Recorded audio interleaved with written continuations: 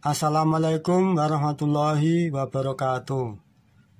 Kali ini saya akan menjelaskan sedikit tentang stop kontak.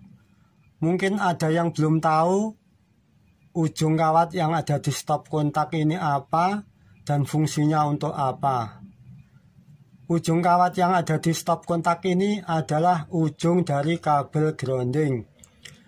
Kabel grounding itu adalah kabel yang disambung ke batang besi tembaga yang ditanam di dalam tanah. Biasanya ditanam di bawah meteran listrik atau KWH. Bisa kita lihat dari stop kontak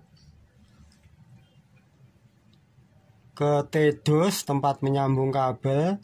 Nah, inilah kabel kuning ini adalah kabel grounding. Yang coklat ini kabel pasah, yang biru kabel netral. Kemudian disambung ke bagian MCB. Nah, ini bagian MCB. Kabel coklatnya ini kabel pasah masuk ke MCB. Kabel birunya ini netral. Nah, kabel kuning ini kabel grounding. Nah, dari sini kemudian ini masuk ke KWH, ini ke saluran KWH.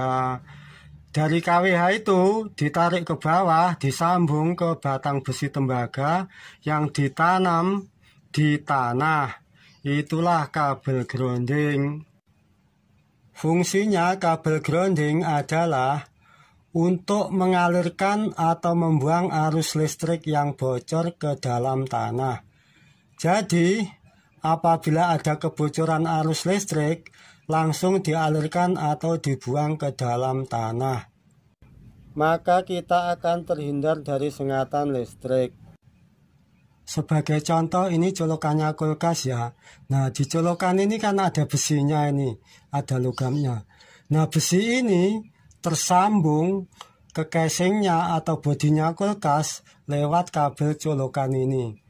Apabila kita mencolokkan ke stop kontak, maka besi ini akan menempel ke ujung kawat grounding ini atau ujung kabel grounding ini.